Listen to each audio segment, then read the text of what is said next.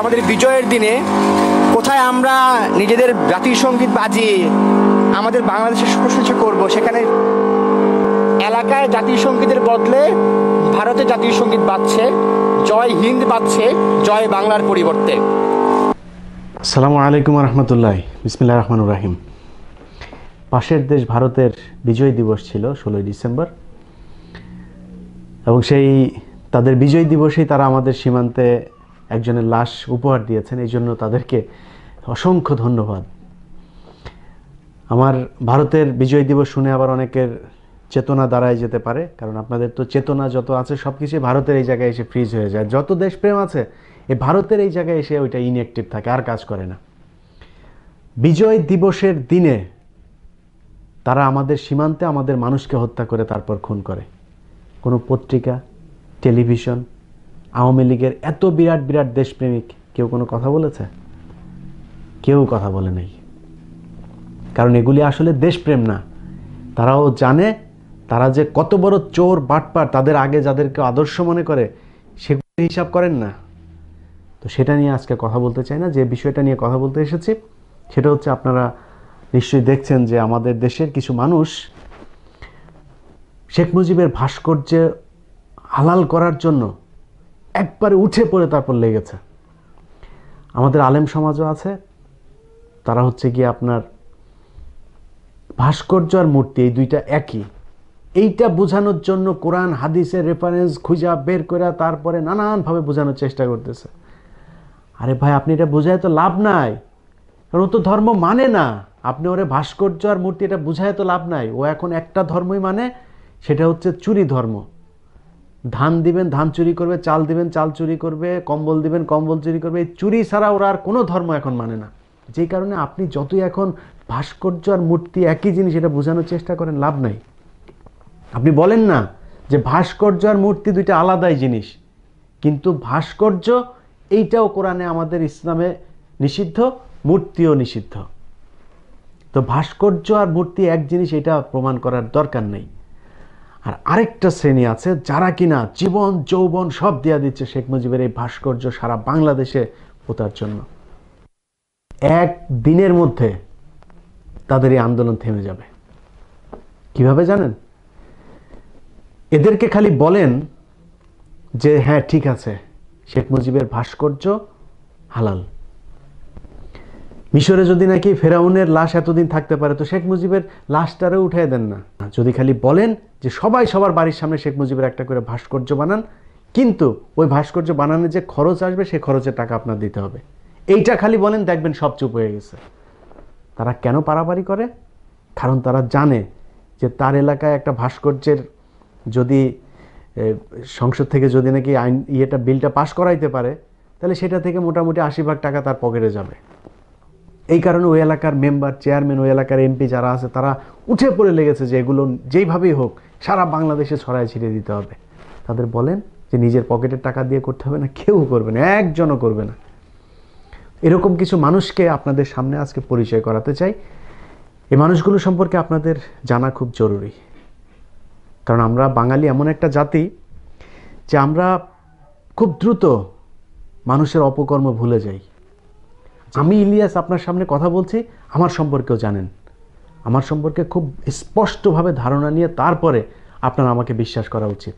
আমি আপনাকে বায়াস করে তারপরে আপনাকে বিপদে ফেলতে পারি। কেন আপনি আমাকে অন্ধের মতো বিশ্বাস করবেন? আল্লাহকেও অন্ধের মতো বিশ্বাস করা ঠিক না। কিছু যুক্তি, লজিক এগুলো আপনার সামনে দাঁড় করানো উচিত। তো প্রথমে আজকে যার কথা বলবো তার নাম হচ্ছে নওফেল। এটা হচ্ছে নব্য বেয়াদব। এই ভারতীয় বীজ হঠাৎ করে 2018 সালে আলোচনায় এসে তারপর এমপি হয়, এমপি হয়ে সে মন্ত্রী হয়ে যায়। তো তার একটু পরিচিতি আপনাদের সামনে তুলে ধরা দরকার আছে। বাংলাদেশ আওয়ামী লীগ ঘাড়ে হাত রেখে বন্ধুত্ব করতে জানে, বেশি বাড়াবাড়ি করলে ঘাড় মটকে দিতেও জানে। এই নওফেল সরাসরি একজন ইসকনের সদস্য। আমি যা বলছি সেটার প্রমাণ আপনাদেরকে দিব। তো এই ইসকনের সদস্য শিক্ষা মন্ত্রণালয়, যেটা কিনা ভারতের সবচাইতে আধিপত্যের যে জায়গা, সেটা হচ্ছে বাংলাদেশের শিক্ষা মন্ত্রণালয় এবং প্রশাসন, পুলিশ প্রশাসন, যেটা এই দুই জায়গায় ভারতের লোকদের, বিশেষ করে সচিবালয় থেকে শুরু করে একেবারে নিচের লেভেল পর্যন্ত এমনভাবে তারা এটা সেট আপ করেছে। এইখানে নওফেল কিভাবে ঢুকলো সেটা নওফেলের কিছু কার্যক্রম আপনারা একটু দেখবেন আজকে। চলুন একটা ভিডিও দেখা যাক। হরে কৃষ্ণ কৃষ্ণ কৃষ্ণ হরে হরে, হরে রাম রাম রাম হরে হরে। এই বক্তব্য শোনার পর আমাদের আলেম সমাজ যারা আছে তাদের সিদ্ধান্ত নেয়ার ব্যাপার আছে যে সে কি আসলে মুসলমান আছে নাকি আবারও তওবা পড়ে তারপর তাকে কলমে পড়তে হবে। কারণ আমি যেহেতু আলেম না, আমি এটা ব্যাখ্যা দিতে পারবো না, আপনারা এটা একটু ভেবে দেখবেন। যখন লন্ডনে ছিলাম আমি নিয়মিত ইস্কন মন্দির আমার বিশ্ববিদ্যালয়ের পাশে ছিল, আমি নিয়মিত সেখানে যেতাম। এটা আপনাদের অবগতির জন্য জানাতে চাই। তার বাবা নিজে তাকে রামকৃষ্ণ মিশনে পড়িয়েছে, সেটা আবার সে নিজে স্বীকার করেছে একটা অনুষ্ঠানে। চলুন সেই ভিডিওটা দেখা যাক। আন্তর্জাতিক ইস্কন আন্দোলনের সাথে আমার নিজের অনেক সম্পৃক্ততা ছিল যখন আমি বিদেশে ছিলাম।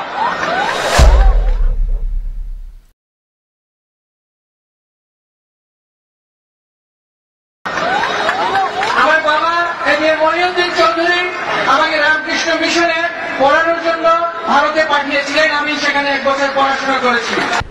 শুধু এটাই না, এছাড়াও নওফেলের আরও অনেক ভিডিও আছে যেখানে স্পষ্টই প্রমাণিত করে যে নওফেল একজন ইসকনের সদস্য এবং ভারতীয় দালাল, যে কারণে সে বাংলাদেশের শিক্ষা মন্ত্রণালয়ের এই চেয়ারটা পাওয়ার যে সুযোগ সেটা সে পেয়েছে।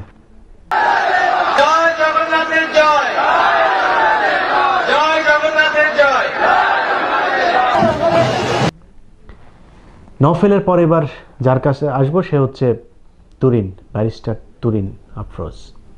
বন্ধুকে যাই অপমান করবে, যারা আপোষের কথা চিন্তা করবে, যারা সরল মনে সরল কথা ভাববে, আমরা সেখানটাতে দুর্নিবার প্রতিরোধ করে তুলব। প্রতিরোধী কাজ না হলে আমরা কিন্তু পাল্টা আক্রমণেও যাব। এই হচ্ছে ব্যারিস্টার তুরিন। তো এই ব্যারিস্টার তুরিন আমাদেরকে আজকে ফতোয়া দিচ্ছে তার যে কাব্যিক ভাষায় ওবায়দুল কাদেরের সাথে নাকি তার যাওয়া আসা আছে, দুজনের কাছাকাছি বেশ কয়েকবার হয়েছে। তো এই কারণে ওবায়দুল কাদেরের যে কবিতা বলার যে ধরন সেটা কিন্তু তার মধ্যে সংক্রামিত হয়েছে। আস্তে আস্তে আরও কাছাকাছি যেতে যেতে আরও ভালো হয়ে যাবে। একেবারে পুরোপুরি আশা করছে যে ওবায়দুল কাদেরের টান চলে আসবে। তো এই কাব্যিক ভাষায় তিনি আমাদেরকে ভাস্কর্য আর মূর্তির পার্থক্য শোনাচ্ছেন। তার মতো একজন প্রস্টিটিউট, যার মা নিজে সার্টিফিকেট দিয়েছে যে সে হচ্ছে প্রস্টিটিউট। 58 দিনের মাথায় আমার মেয়ে তুরিন আফরোজ আমাকে বাসা থেকে বের করে দেয়। আমার দোষ তার কিছু অনৈতিক আচরণের প্রতিবাদ করা। অপরিচিত লোকদের ঘরে প্রবেশ নিয়ে ওর সঙ্গে আমার লাগতো কি নিয়ে আর কি।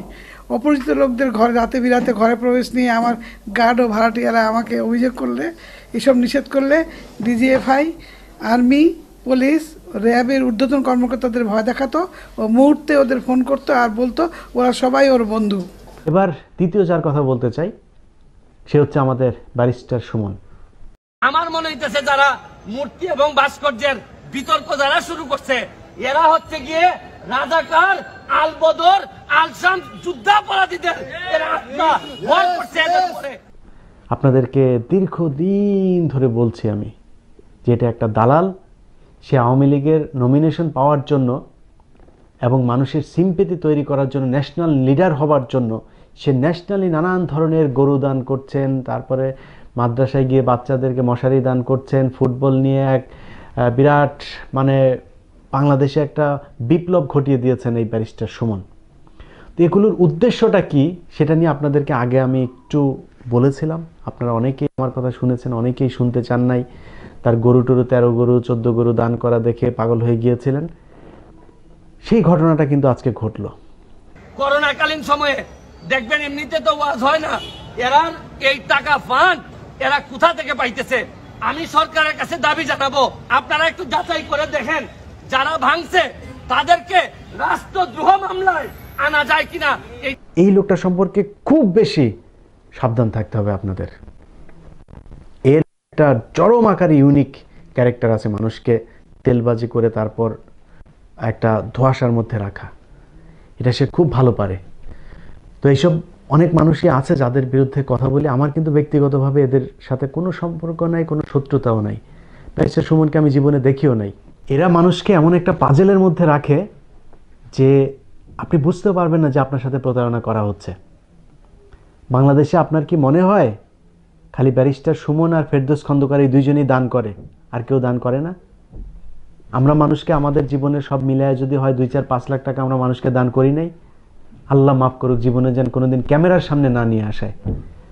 আমি আমার একার কথা বলছি না, এই বাংলাদেশে বহু মানুষ আছে দান করে, ডান হাতে দান করে, বাম হাত জানেও না, এটাই নিয়ম। যেদিন আমি ইলিয়াস একজন মানুষকে 10 টাকা, 10,000 টাকা বা 5 লাখ টাকা দান করে তারপরে সেটা ক্যামেরার সামনে নিয়ে আসবো, সেদিন মনে করবেন যে আমার ভেতরে একটা খাপলা আছে, কোনো না কোনো একটা উদ্দেশ্য আমার মধ্যে আছে। কারণ দান যদি কেউ করতে চায় সেটা একমাত্র আল্লাহর উদ্দেশ্যেই করতে হবে, আর সেটা ছাড়া যারা করছে এই ধরনের মানুষ, এদের একটা অসৎ উদ্দেশ্য আছে। এই ব্যাপারে আপনাদেরকে সচেতন থাকতে হবে, সেই কাজটাই আমি করে যাচ্ছি। ভালো থাকবেন, আল্লাহ হাফেজ।